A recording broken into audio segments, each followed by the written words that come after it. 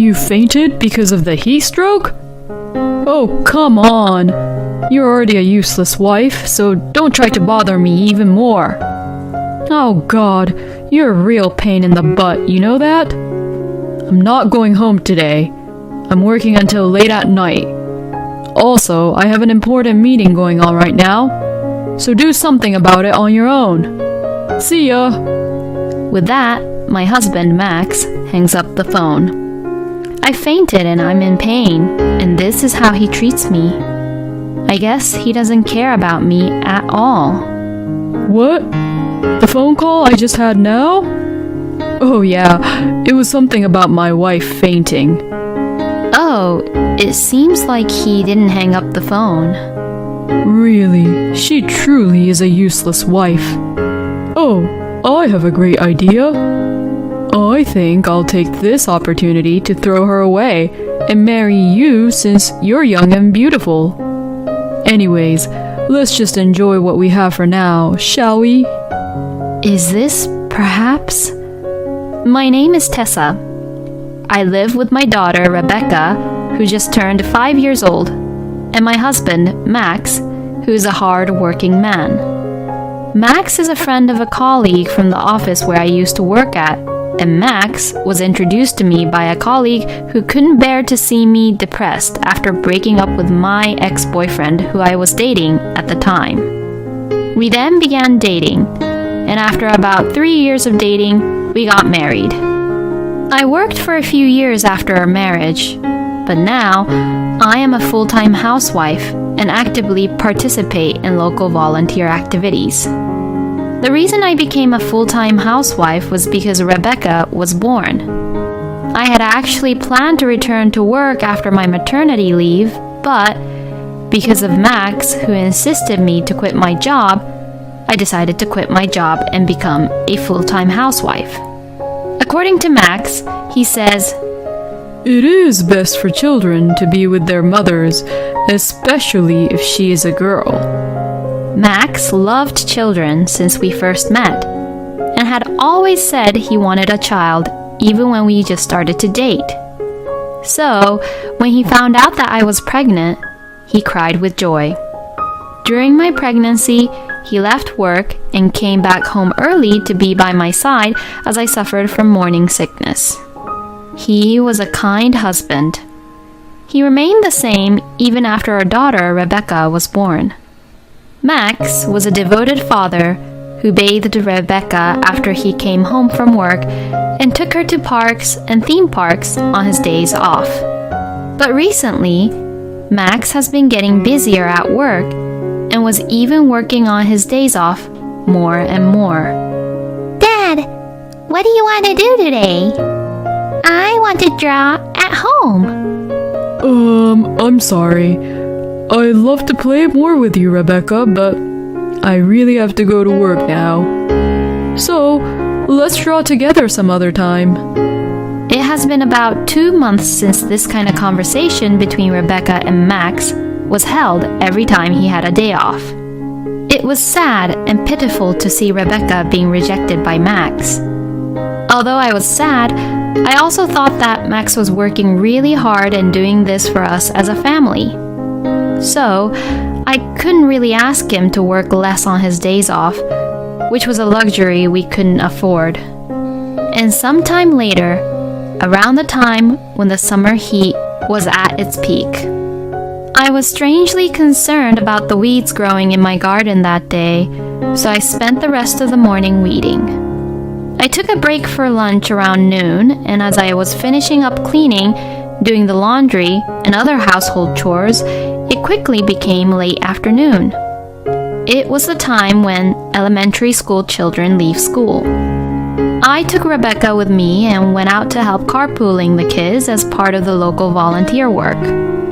I was impressed by all the elementary school students who greeted me cheerfully in spite of the heat, and we'd finished the volunteering activity without any incident. When I returned home, dripping with sweat, the room was very hot. I immediately reached for the remote control to turn on the AC, but I couldn't put any strength into my fingers to press the switch. Then, my vision began to flicker gradually, and the scenery around me began to spin. I was unable to stand properly, and I crouched down on the spot. The wooden floor felt cold. It finally occurred to me when I reached that point. I remembered that I had only had tea once at lunchtime and had hardly drank any water before or since then. I had been making sure Rebecca was hydrated frequently, but I hadn't paid attention to myself. Even while I was thinking about this, my consciousness was fading away. Finally, I could no longer move freely on my own. At that time, Rebecca, who had said she wanted to play in the garden, came back. Seeing me fainted in the living room, Rebecca's eyes grew widely and was surprised to see me lying down on the floor. Mommy, what's wrong? Do you feel sick? Rebecca rushes over to me. I couldn't speak and just nodded. Then, Rebecca, even though she's very young, she sensed the urgency and ran out of the house and brought the neighbors over. Mommy fainted! Please help! The neighbor then used our home phone to call for an ambulance. While the ambulance was on its way to the hospital, I was barely conscious. I could see the worried faces of my neighbors who sympathized me and Rebecca. We arrived at the hospital and I was taken to the emergency room and was treated quickly. As I had expected, it was heat stroke. It seemed to be pretty serious, and I was instructed to take proper precautions against heat stroke from now on. Meanwhile, Rebecca was holding my hand tightly. It was as if she was encouraging me, which made me feel a little better. I decided to ask my neighbor, who had been accompanying me the whole time, to leave then. The neighbor had tried to keep me company until Max arrived, but I didn't want to bother the neighbor anymore. I would have to go and thank the neighbor after once I get much better. A little while later, when I was feeling better, I called Max. But I couldn't get through. I gave it some time and tried several more times to call him, but the line never went through. Having no choice, I gave up trying to call Max and decided to focus on getting better. Thanks to this, I finally recovered and was able to walk. The doctor in charge of my case said that I didn't need to be hospitalized, so Rebecca and I decided to go home. The sun had already set long ago, but Max didn't seem to be home yet. On the way home, I stopped by the supermarket and waited for Max to come home while transferring the ready-made meal I had purchased to his plate, but I hadn't even heard from him yet. When I finished preparing the meal, I tried calling Max again. After ringing for a while, the phone finally connected. Yes, hello. Is there something wrong? I'm a little busy right now. Oh, good. Finally, I'm able to reach you. I fainted due to a heat stroke today and I was in the hospital for treatment. But I prepared your meal already, so don't worry, okay? I know it's all ready-made meal, but what time do you think you'll be home tonight? Oh, I see. I have an important meeting today, so I'll be home very late. I don't even need dinner. See ya. Max sounded like he was in a hurry and had tried to hang up the phone. Oh, hey! It seemed like he had hung up the phone, but it still seemed to be connected. Perhaps he made a mistake and pressed the wrong button. As I was about to tell Max that the phone was not disconnected, I heard Max's voice talking with someone on the other end of the line. Sorry to keep you waiting. Oh, yeah, it's my wife. She said she has some kind of heat stroke. It sounded like someone was talking, but I couldn't hear the voice clearly. For Max's tone of voice, I guessed he was talking to his co-worker. From the pitch of the voice, it sounded like a woman. But Max doesn't have any female co-workers. No, it's fine. She seemed fine and was probably just exaggerating.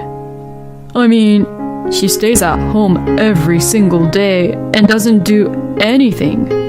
I don't know what she's doing, not even going to work. Even though she's a housewife, she makes me do the housework, and it's almost as if I'm taking care of our daughter. I might have married the wrong person. I mean, my daughter is cute, but you know. I couldn't believe my ears when Max said that. I subconsciously pushed the recording button on my cell phone. Oh, I have a great idea. Wouldn't it be great if I divorced my current wife, took my daughter, and remarried you? A cute daughter, a hard-working, young, and beautiful woman like you, and we'd all make a great family, don't you think? As Max said this, I heard someone cackling and laughing. Then, I heard someone's voice clearly, and the voice was getting close to the phone. Are you asking me to be the mother of your child all of a sudden? Well, your daughter is cute, so maybe that's not too bad of an idea. Well then, you have to promise me. Hurry up and divorce your current wife and become my husband. Yes, I will. Anyways, let's continue what we were doing here. I can be with you for a long time today. And that was when I hung up the call. Just like when I fainted from heat stroke, every power and energy had left my body. It would be strange not to suspect Max to be cheating on me after hearing this conversation. Max had been lying to Rebecca and I this whole time, and he was having an affair with another woman. I thought he was a good husband and a father, and a great family man, but he betrayed me. He used to be so kind. Where did that Max go to? This is absolutely unforgivable. My anger toward Max rose. I want to get back at him somehow. Then I suddenly remembered. I wondered if the call I just heard was recorded properly or not. I checked my cell phone and played back the recorded data. Thank God. It was in the middle of the call, but it was recorded properly. But this alone might not be enough evidence of Max's affair. So later that day, I visited a detective agency with this recorded data. I asked for a background check on Max and listened back to the recorded data I had brought into the agency. At first, we didn't notice it, but there was some casual music playing in the background in the call. The detective told us that the music was from a TV commercial that was playing in a certain hotel. And if it's that hotel, then that hotel would be near Max's workplace. From there, a week-long background check was completed, and I was told the results. As I had expected, Max was having an affair with a woman at work. I had the detective stake out at that hotel on the days when he left for work, saying that he would be home late at night, or on the days when he worked on his days off. And the detective was able to capture Max and his mistress entering the hotel together in a photograph. The detective also checked out the name of the other woman, Ashley, who had recently joined the company. According to the investigation, the two had an affair about a month after Ashley joined the company. In the beginning, they were just exchanging cheeky emails, but they got a taste of it and they started having an affair. Just hearing the story is horrifying. But anyways, now I was finally ready to get back at them. Then came Sunday. Max tried to leave the house again, saying he had to work on his day off.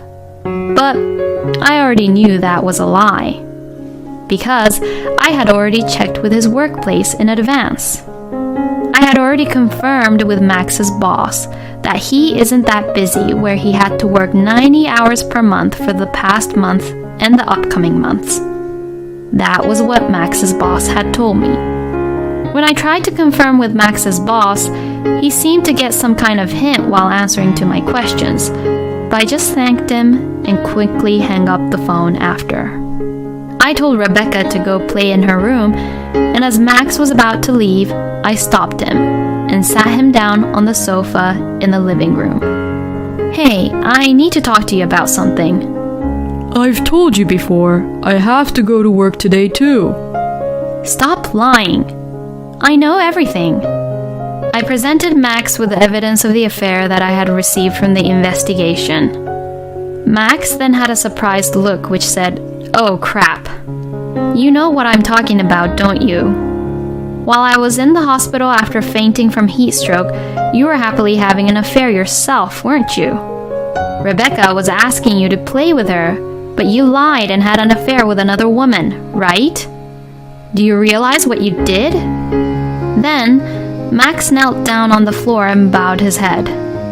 Oh, I'm so sorry. I didn't mean it. Because it's that woman's fault. She forced herself onto me because she knew that I was easy to get to. I'm a victim too. I'll break up with Ashley, and the three of us will continue to be a family as usual. Alright?